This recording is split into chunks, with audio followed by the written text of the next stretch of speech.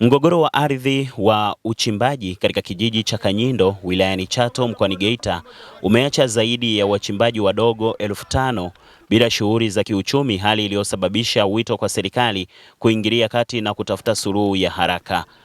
Wakizungumza na waandishi wa habari, wachimbaji hao wamesema kusimamishwa kwa shughuli zao kumeongeza wasiwasi wa kiusalama, wakihofia kuibuka kwa vitendo vya uhalifu kutokana na idadi kubwa ya vijana kukosa ajira.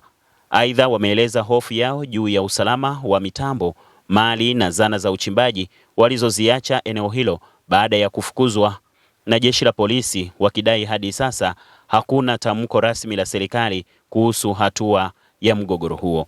Akizungumza kwa njia ya simu, afisa madini mkoa wa Geita amesema mgogoro huo tayari umefika katika ofisi ya Tume ya Madini na kwamba tayari timu maalumu imeundwa na tume hiyo ili kuendelea kuifanyia kazi, huku akisisitiza kuwa hatua hiyo inalenga kupata suluhu ya haraka kwa kuzingatia sheria na maslahi ya pande zote. Kwa majina naitwa Lecho Kazimiri. Mimi ninachokiomba Mheshimiwa Rais asikilize kilio chetu, kwa sababu kuna wengine akina mama tumechukua mikopo, tukaona kwamba tuje huku walau kidogo tunachokipata hicho kupiga ukwale, ukipata kidogo unanunua, familia inakula na mkopo unarejesha. Lakini leo hii tumesimama kwa sababu ya migogoro ya wenye leseni na sijui na sisi wachimbaji hatujui sisi kinachoendelea, kwa sababu wengine hata shule hatujaenda. Vijana wetu walikuwa wanajipatia kipato hapa, chochote wanachokipata wanakizi mahitaji ya familia zao na wao wenyewe. Lakini leo hii tumesimama. Huu mgogoro umeanza kuanzia mwaka jana mwezi wa 10 mpaka leo hii. Nafikiri ndio ilikuwa sehemu ya kujikizi sisi mahitaji yetu.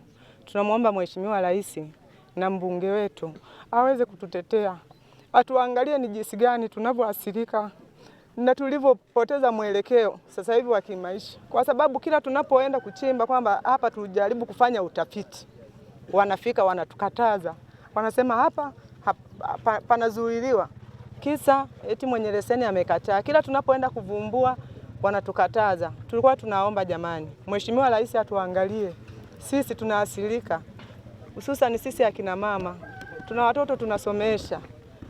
Tunapokuja huku sio kwamba wote tumezaliwa hapa au tunaishi hapa, tumetoka sehemu mbalimbali kuja kutafuta huku tutafutie familia na kukizi mahitaji yetu.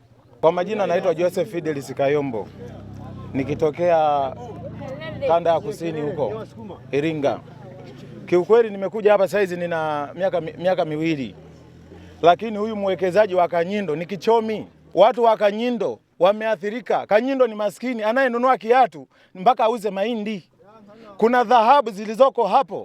Mama Samia akiruhusu watu wachimbe kwa siku, tuna uwezo wa kuzalisha kodi ya serikali si chini ya milioni 500.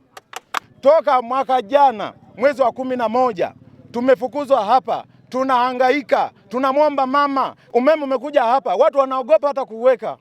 Ulioko makalashani, watu wanashindwa cha kufanya kwa sababu tayari tunahofia.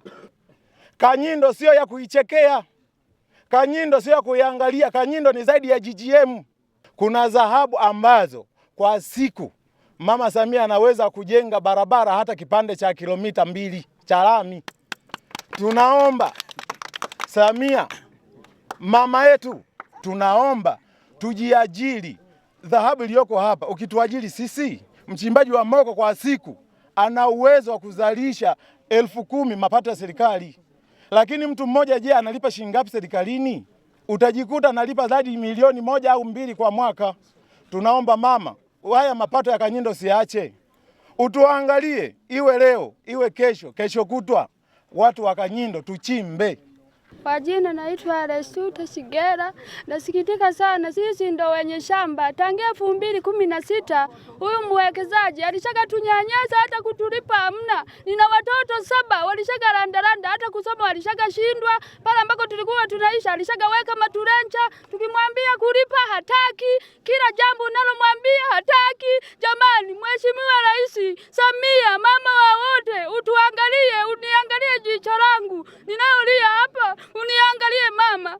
Kwa kweli naathirika sana. Watoto wangu wote walishaka nisambaa. Pale ambapo tunapoishi mazingira alishaka leta maaskari. Ndio maana wanaogopa hata kuishi. niishi hapa. Ndio maana unavyoniona hivi nahangaika na mtoto mdogo. Mume wangu na yeye alishakanitoroka kwa sababu ya mazingira haya magumu.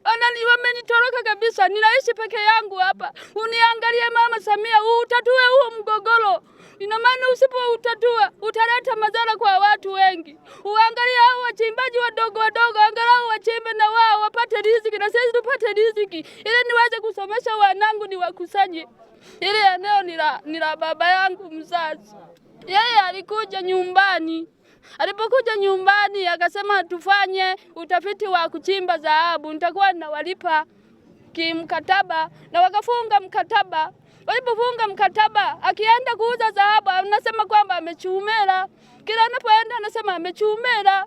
Sasa mtu unamwambia tulipe sasa, anachumela. Mwisho wa siku tumekuja kuletewa maaskari tukasambazwa kabisa kwenye familia. Na maana wote wana familia tuko 9. Baba yetu alituachia shamba kubwa, lakini alishakajimilikisha yeye kama yeye, hata kutulipa hatulipi. Unavyotuona hivi baba, ndio hivi, hatuna lolote. Tulifanya kama walivyoamuru, ilibidi tupishe, ikiwa na maana ya kwamba hata vitu vyetu, vitendea kazi vyetu tuliviacha pale. Kuna makompresa, kuna mawinchi, kuna mawe yalikuwa chini, vile vitu vyote tuliviacha pale bila makabidhiano ya aina yoyote, bila makubaliano ya aina yoyote. Kwa hiyo vitu vyetu pia vilibaki pale, tukaviacha.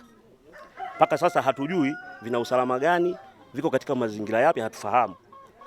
Kwa hiyo tuliondoka, lakini alikuja mbunge akatuambia, jamani, kweni watulivu, hili swala nitalishughulikia ndani ya siku 14 mtapata majibu.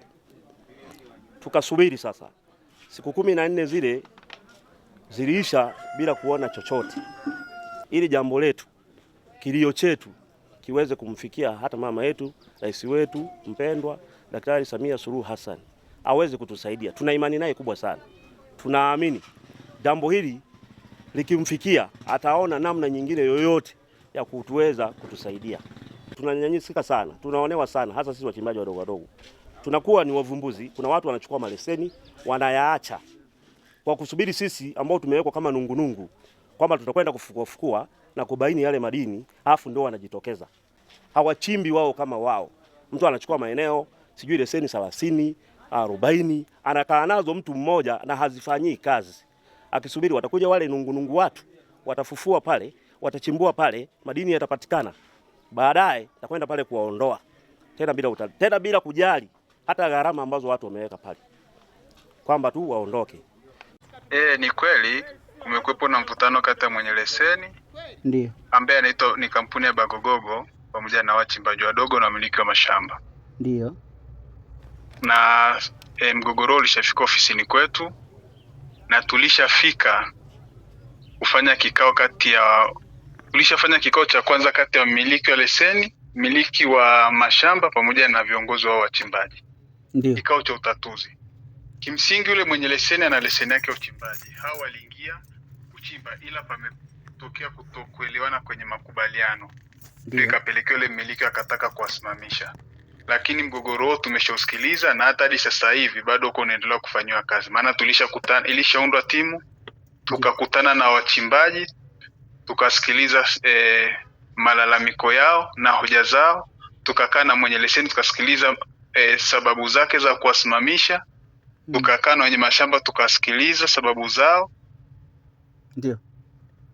Pande zote mbili. Kama tume ya madini tunaendelea kuifanyia kazi. Bado timu haijakamilisha hilo zoezi na kuweza kutoa majibu. Kwa sasa tusubiri tume iliyokuwa imeundwa, itakapokuwa imekamilisha watajulishwa.